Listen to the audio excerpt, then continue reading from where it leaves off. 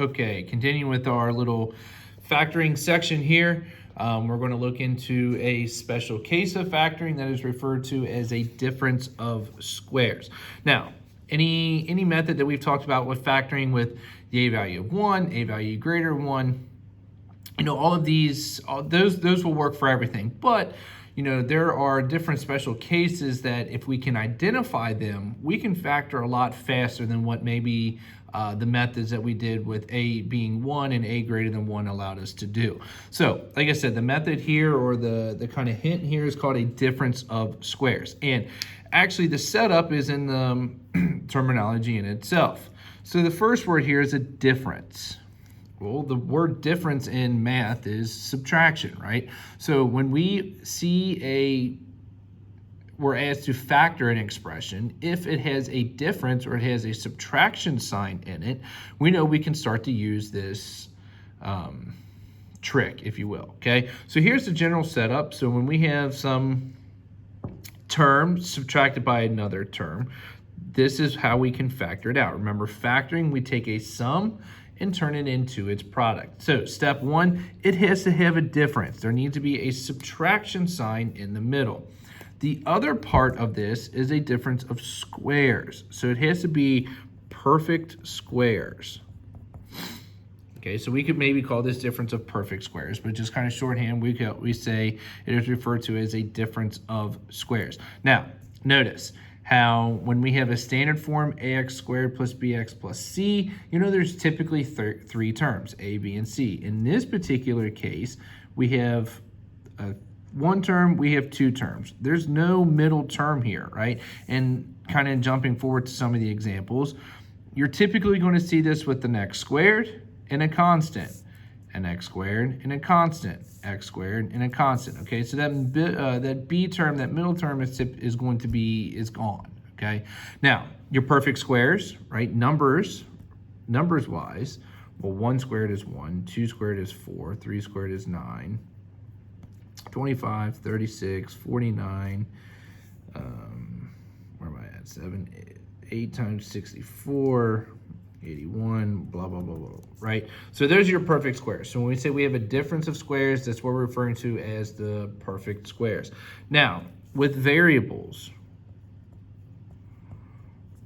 maybe this kind of rings a bell when we were talking about simplifying our radicals. If they were even or odd, we could take the square root of an even value, but when it was odd, we had to do something a little bit different. So variables, if they're perfect squares, when it's an even number, even exponent, I should say. All right, so numbers-wise, perfect squares, what do we get when we square a number? And then the variables, the exponent has to be an even value. All right, so this is going to make a lot more sense when we get into some examples, but simply put, if we have, right, even values, and we have a difference in the middle, how we factor that is the square root of our values, and we just alternate operations, plus and minus. Like I said, let's just get into some examples so we can see it here. So first, in order to use the trick, you need to identify if this is a difference of squares. Remember, is there a difference? Yes, we see a subtraction sign. Are they perfect squares? Yeah, this is a 1x squared. Our exponent is even. And 49, right? 49 is a perfect square. So what we can do is we can take the square root of both of our values. All right, well, the square root of x squared is x,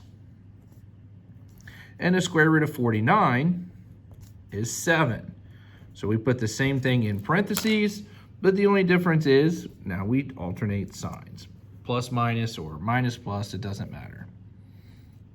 Simple enough. Okay, and again, you could have used notice that there was an a value of 1. You could have put in the diamond, and the only difference with the diamond here is, remember, a times c, we would have gone negative 49. The b value, we would have had 0x. Okay, so we would have had a 0 down there. And then what multiplies to get negative 49, adds to get 0. Okay, so see, we end up in the same spot. But again, this is just, I think it's a little shorter hand kind of trick, especially when we get into stuff like this. This does not have an a value of 1. Zoom in a little bit. This does not have an a value of 1, so it's a little bit lengthier of a process, right? But we can identify that this is a difference of squares. Difference, yeah, we have a subtraction sign. Are they perfect squares? Yes, 9 is a perfect square. The x has an even exponent, and 100 is a perfect square. So simply all we need to do is take the square root. Well, the square root of 9x squared is 3x. And the square root of 100 is 10. And again, all we need to do is alternate signs. Boom, factored. Okay, so timing-wise, you know, if there was any kind of race, if you understand this or if you recognize the different squares, you would have factored this so much faster this way than if you were to put that in the box and use the diamond, because this is an a value greater than 1.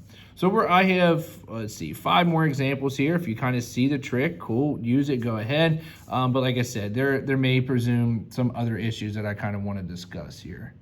I don't know why my camera keeps going out of focus. All right, here we go. So difference of squares, you bet, 36, even exponent, and 1. So I'm going to go ahead and square root both sides. Square root of 36x squared is 6x. Square root of 1 is 1. All right. And again, don't forget, but then we need to alternate signs. And again, it doesn't matter if this is a plus and this is a minus or vice versa. They're just factors. Multiplication doesn't matter. All right, let's look at another case. Okay, very similar setup to the one that we just did, or the ones that we've just been talking about. Is this a difference of squares? No. This would be a difference of sums, right? That's an addition sign. So you cannot use our little trick here. You would have to find some other route to factor this guy, because this is not a difference of squares. And actually, when you get down to it, this guy isn't even factorable at all, okay? If we were to solve, we would have to use quadratic formula here. But understand, pay attention. You know, you may see some curveballs thrown in here. That's stuff that looks very similar to what a difference of square might represent. But remember, perfect squares, and you have to have subtract sign. This guy here, oh, also, not only did it have a plus sign, but this is a 2. 2 is not a perfect square. Okay, so this is a perfect square. This is a sum, not a difference, and that's not a perfect square. So that guy fails. Our difference of squares trick all over the place. All right, let's look at some other variables. Maybe a little bit trickier setup. All right, again, is this a difference of squares? Well, sorry. Is this a difference of squares? Yeah, that is an even value. That's an even exponent, and 4 is a perfect square. All right, so here we go. We got a square root both sides. Square root of x squared is x. The square root of 4y squared, so we know the square root of x, let's go there.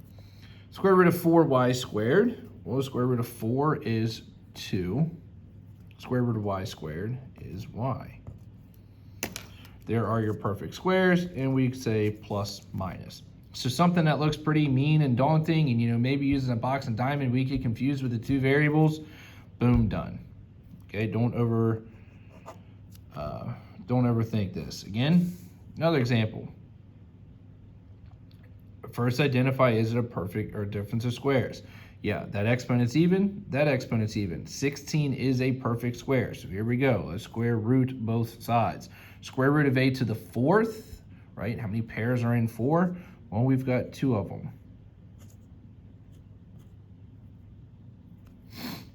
And 16, square root of 16 is a 4. Square root of a squared is an a. And actually, this wasn't a very good example because we can pull out another a. Regardless, this is what your difference, this would be the process of difference of squares, but we really should have done here. We can go ahead and scratch this example. This was a very good example. But from the beginning, we should have factored out an a. Actually, an a squared. And then we see a difference of squares.